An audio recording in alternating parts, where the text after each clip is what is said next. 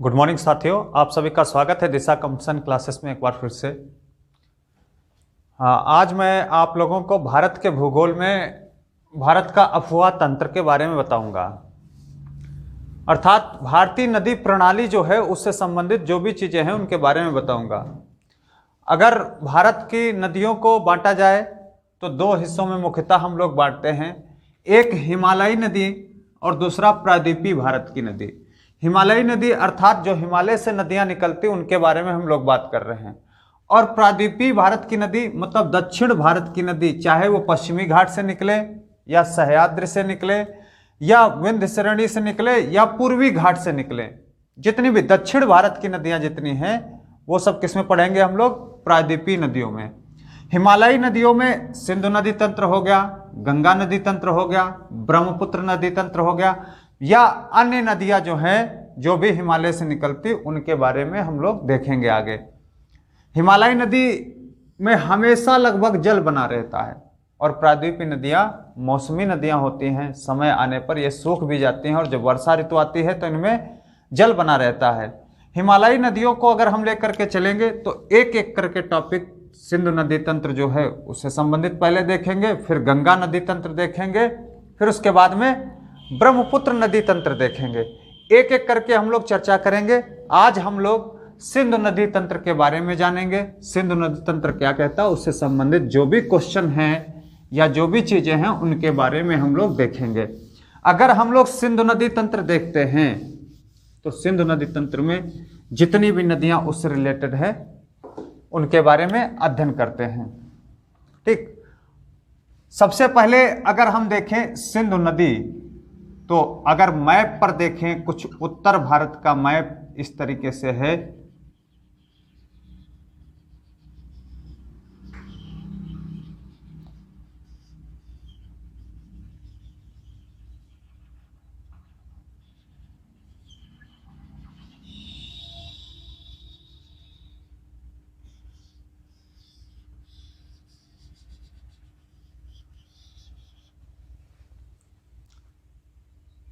सबसे पहले सिंधु नदी देखते हैं। नंबर एक सिंधु नदी, उससे संबंधित जो भी चीजें हैं उन पर हम लोग चर्चा करेंगे।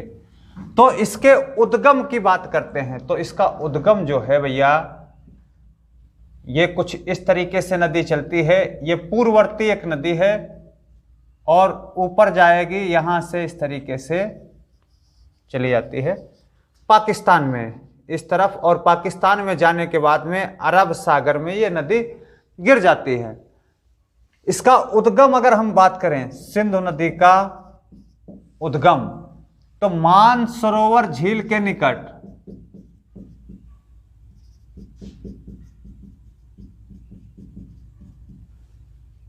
चेमा युंगडुंग ग्लेशियर, चेमा युंगडुंग ग्लेशियर, क्या उद्गम है भैया? चेमा युंगडुंग ग्लेशियर या बोखरचू, एक और नाम इसका बताया गया है, या बोखरचू। ठीक, इसको बताया गया है या बोखरचू, ये इसका क्या है? उद्गम स्थान है यहां पर। और भारत में यह नदी, अगर भारत में हम इस नदी को देखते हैं तो भारत में यह नदी कहां प्रवेश करती है? दमदम चौक के पास।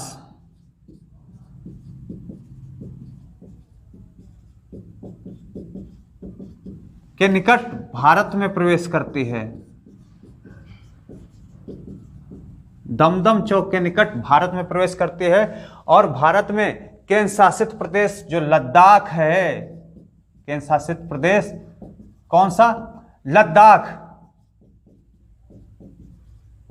इसके दो जिले, एक लेह और कारगिल, लेह और कारगिल से होते हुए बह करके ये चली जाती है आगे। और आगे जो इधर का हिस्सा है पाक अधिकृत कश्मीर जो है उसमें से आगे निकल करके चली जाती है, और कहां चली जाती है? पाकिस्तान में चली जाती है। इधर कहां बहती है? लेह और कारगिल जिले में। यह कौन सा है? लद्दाख केंद्र शासित प्रदेश का जो क्षेत्र है वहां पर बहती है। इसकी लंबाई की अगर हम बात करें तो लंबाई इसकी भैया 2880 किलोमीटर है। लंबाई कितनी है? 2880 किलोमीटर है। यह गंगा नदी से भी ज्यादा बड़ी लंबी है, जिसमें 1114 किलोमीटर जो है ये कहाँ बहती है? भारत के अंदर बहती है। 1114 किलोमीटर इसकी जो लंबाई है वो भारत में बहती है। इधर कौन सा जिला है? लेह और कारगिल। कौन सा क्षेत्र है? लद्दाख क्षेत्र है। ठीक, लद्दाख क्षेत्र है। और ये एक पूर्ववर्ती नदी है। किस प्रकार की नदी है? पूर्ववर्ती नदी। ये चीज ध्यान रखना आपको है कि सिंधु नदी जो है पूर्ववर्ती नदी है। इसकी सहायक नदियों की बात करें तो सहायक नदियां इसकी मुख्यतः झेलम, चिनाब, रावी, सतलज, ये सारी जितनी भी हैं सब इसकी सहायक नदियां हैं। लेकिन इसके अतिरिक्त अगर सहायक नदियों की बात करें तो श्योक है इसकी सहायक नदी, कुर्रम है इसकी सहायक नदी, काबुल इसकी सहायक नदी है, गोमल इसकी सहायक नदी है, गिलगिट इसकी सहायक नदी है, ये सारी, द्रास इसकी सहायक नदी है। ये सारी जितनी भी नदियां हैं ये सब इसकी सहायक नदियां हैं। और भारत में यह कहां? दमदम के निकट प्रवेश करती है। फिर आगे पाकिस्तान में चिल्लास के निकट,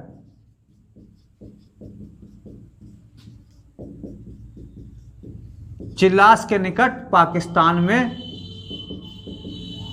प्रवेश करती है।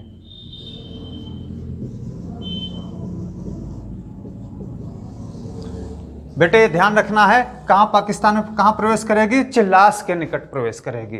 ये चीज आपको अच्छे से ध्यान रखना। सिंधु नदी का उद्गम आपको ध्यान रखना है, खास करके चेमायुंगडुंग ग्लेशियर हो गया, कहां? मानसरोवर झील के निकट हो गया, या बोखरचू हो गया।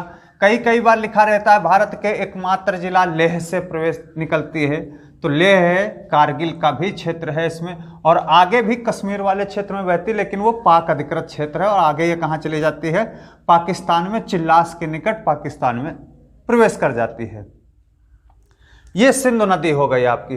फिर इसके बाद नंबर 2 पर अगर हम देखें तो नंबर 2 पर भैया है झेलम नदी।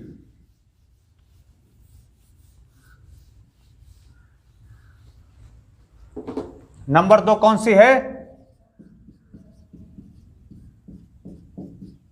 झेलम नदी। और झेलम नदी का नाम क्या है? प्राचीन नाम वितस्ता है। प्राचीन नाम क्या हो गया? वितस्ता हो गया। इसकी लंबाई की अगर हम बात करेंगे तो 724 किलोमीटर है। झेलम नदी का उद्गम की अगर हम बात करें, उद्गम इस तरीके से बहती हुई चली आती है।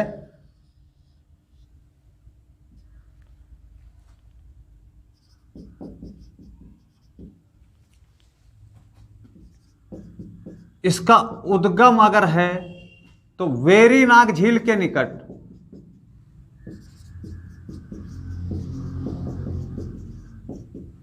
कहां? शेषनाग झील। वेरीनाग झील के निकट इसका उद्गम कहां है? शेषनाग झील। कई बार सीधे सीधे आपका वेरीनाग झील ही लिख करके आ जाता है इसका उद्गम, तो आपको ध्यान रखना है। और यह आगे कहां प्रवेश करती है? उलर झील में प्रवेश करती है। मीठे पानी की जो झील है उलर झील, वहां प्रवेश करती है। और यह अनंतनाग से बारामूला,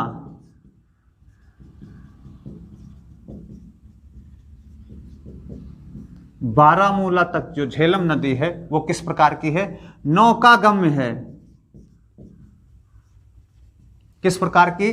नौकागम्य है। और यह पाकिस्तान में झंग के निकट चिनाब नदी में मिल जाती है। पाकिस्तान में झंग एक स्थान है के निकट किसमें मिलती है? चिनाब में भैया मिल जाती है। चिनाब नदी में मिल जाती है। और झेलम पर ही, झेलम की एक सहायक नदी है किशन गंगा। झेलम की सहायक नदी है किशन गंगा, और इसी किशनगंगा पर किशनगंगा परियोजना है। तो आपसे ये भी पूछ लिया जाता है किशनगंगा किस नदी पर परियोजना है। अगर किशनगंगा नदी दिया है तब तो किशनगंगा आप करेंगे, अगर नहीं दिया है, झेलम नदी दिया है तो झेलम नदी कर देंगे। तो इस पर परियोजना की बात करें तो किशनगंगा परियोजना है, ये आपको ध्यान रखना है भैया, बहुत महत्वपूर्ण परियोजना है। किशनगंगा और तुलबुल परियोजना किस नदी पर है, तो आपको ध्यान रखना है ये कहां है, झेलम नदी के ऊपर। किशनगंगा और तुलबुल परियोजना जो है ये सब इसी के ऊपर हो गए। ये सिंधु नदी हो गई, उसके नीचे झेलम हो गए, उसके नीचे अगर हम चलते हैं तो उसके नीचे चिनाब नदी है। चिनाब नदी से संबंधित चीजें देखते हैं क्या क्या चीजें हैं। अगली हेडिंग डाल लो आप लोग, चिनाब नदी।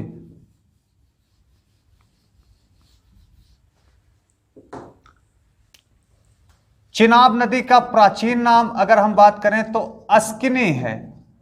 क्या नाम है? अस्किनी नाम है प्राचीन नाम इसका। और चिनाब नदी की लंबाई की बात करें तो 1180 किलोमीटर है। और चिनाब नदी बाड़ा लाचा दर्रा के निकट,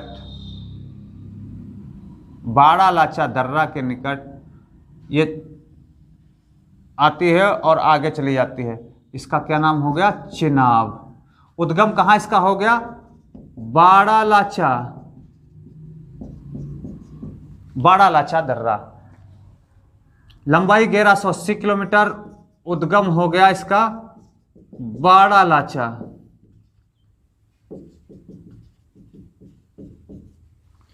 चिनाब नदी जो है ये दो हिस्से में बटी हुई शुरुआत में है। दो इसकी धाराएं मिलकर के आती, एक चंद्र और दूसरी भागा। ये दोनों जब मिल जाती है आगे चल करके बाड़ा लाचा दर्रा के निकट में, तो क्या बन जाती है? चिनाब नदी बन जाती है। चंद्र और भागा नामक दो सहायक नदियों से मिलकर के ये चिनाब नदी होती है। और हिमाचल में बाड़ा लाचा दर्रा के निकट से ये भारत में प्रवेश कर जाती है चिनाब नदी। और चिनाब नदी पे अगर देखें परियोजनाएं कौन कौन सी हैं, तो सलाल परियोजना इसी पर है। सलाल परियोजना ध्यान रखना है बेटे, अच्छे से ध्यान रखना। सलाल परियोजना, दुल्हस्ती परियोजना और बगलिहार परियोजना। कौन कौन सी परियोजनाएं हैं? सलाल, दुल्हस्ती, बगलिहार। ये सारी किस पर हैं? चिनाब पर हो गए। चिनाब का प्राचीन नाम अस्किनी, 1180 किलोमीटर, उद्गम बाड़ा लाचा दर्रा के निकट, चंद्र और भागा नामक सहायक नदियों से या दो धाराओं से मिलकर के चिनाब नदी बनती है। और परियोजना की बात करें तो सलाल, दुल्हस्ती और बगलिहार हो गए। फिर इसके बाद अगर हम देखते तो रावी नदी, चिनाब की ही सहायक नदी है रावी नदी।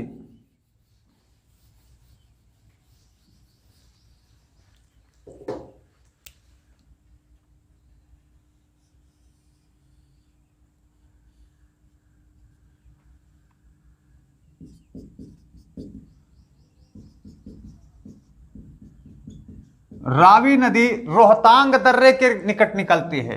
रावी हो गई भैया, कहां से निकलेगी रावी नदी? रोहतांग दर्रे के निकट से। इसका प्राचीन नाम अगर कहें तो पुरुषणवी या फिर इरावदी। ये रावी के प्राचीन नाम हो गए, पुरुषणवी या इरावदी। और इसका लंबाई की बात करें तो 725 किलोमीटर ये बहती है। उद्गम हो गया इसका रोहतांग दर्रा। कौन सा हो गया उद्गम भैया? रोहतांग दर्रा हो गया। ठीक, इसका उद्गम हो गया और ये आगे चल करके किस में मिल जाती है? चिनाब नदी में मिल जाती है। अगर परियोजना की हम बात करें तो इस पर थीन परियोजना है। ये ध्यान रखना आपको है, कई बार परीक्षाओं में पूछा गया। अक्सर इधर की ऊपर वाली ही परियोजना परीक्षा में पूछी भी जाती हैं। तो इसकी परियोजना कौन सी हो गई? थीन परियोजना हो गई, इस पर स्थित है। इसके बाद अगर हम करें तो व्यास नदी। और व्यास नदी किसकी सहायक नदी है भैया? तो सतलज नदी की सहायक नदी व्यास नदी है।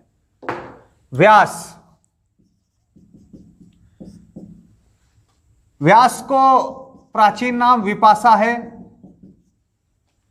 और इसकी लंबाई की बात करें तो 470 किलोमीटर या बहती है 470 किलोमीटर इसकी लंबाई हो गई। और व्यास नदी का उद्गम जो है, उद्गम रोहतांग दर्रे के निकट, रोहतांग दर्रे के निकट व्यास कुंड से है। कहां है बेटे? रोहतांग दर्रे के निकट व्यास कुंड के पास में इसका उद्गम है, और यह आगे चल करके सतलज नदी में हरके बैराज, कपूरथला के निकट, ध्यान रखना है बेटे, कपूरथला के निकट हरके बैराज नामक स्थान पर कहां मिल जाती है? सतलज नदी में मिलती है। कहां मिलती है? सतलज नदी में आगे चल करके मिल जाती है। इस पर अगर परियोजना की बात करें तो पोंग परियोजना है, हरिके परियोजना है। ये दो परियोजनाएं इस पर हैं। इंपॉर्टेंट परियोजना कौन सी हो गई? पोंग हो गई और हरिके परियोजना हो गई। ये किस पर है भैया? व्यास नदी के ऊपर हैं। और आगे अगर हम बढ़ते हैं, व्यास नदी ये व्यास कुंड से निकली और इस तरीके से बहती हुई चली आई। फिर उसके बाद में अगर देखते हैं तो आगे आती है भैया सतलज नदी।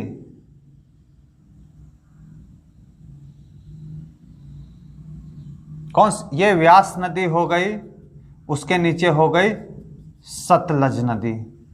ठीक बेटे, सतलज नदी का उद्गम अगर बात करें तो मानसरोवर झील के निकट कहां है? राकसताल। मानसरोवर झील के निकट राकसताल इसका उद्गम हो गया सतलज नदी का। और कई बार यह भी पूछा गया है कि सबसे लंबी सहायक नदी सिंधु की कौन सी है? तो सतलज नदी है। और सबसे बड़ी अगर सहायक नदी की बात करेगा तो कौन सी है? तो चिनाब नदी है। क्योंकि ज्यादातर जितनी भी ये नीचे की नदियां हैं वो सब किस में मिल जाती हैं? चिनाब में। तो इसका अपवाह क्षेत्र जो है सबसे बड़ा बन जाता है। अगर लंबाई की बात करें तो सतलज नदी सबसे लंबी है। सतलज में देखते भैया क्या क्या है? सतलज का प्राचीन नाम अगर बात करेंगे हम तो कौन सा है? सुतुद्री। क्या प्राचीन नाम है? सुतुद्री है बेटा। और अगर इसकी लंबाई की बात करें तो लगभग 1500 किलोमीटर है। 1050 किलोमीटर भारत में बहती है। 1050 किलोमीटर जो है वो कहां बहती है? भारत में बहती है। और भारत में यह सिपकीला दर्रा, जो हिमाचल में है, मैंने आपको पिछले वीडियो में बताया भी था, सिपकीला दर्रे से प्रवेश करती है।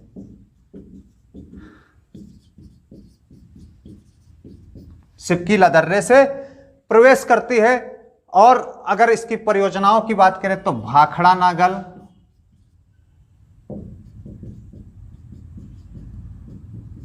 गोविंद सागर, नाथपा झाखरी,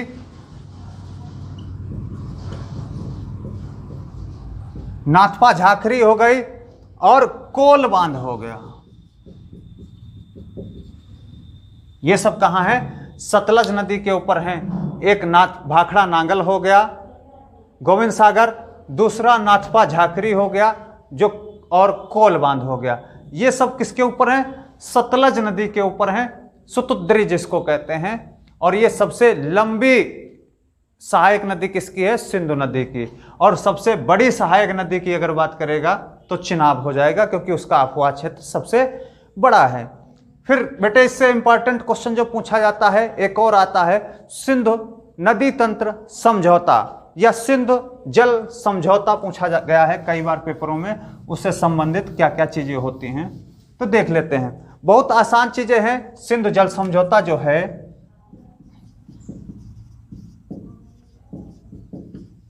सबसे पहले आप लोग कमेंट बॉक्स में तुरंत बताएं कब हुआ था सिंधु जल समझौता।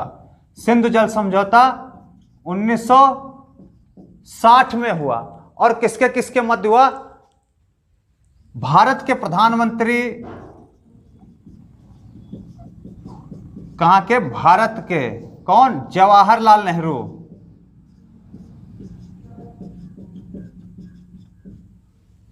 और पाकिस्तान के राष्ट्रपति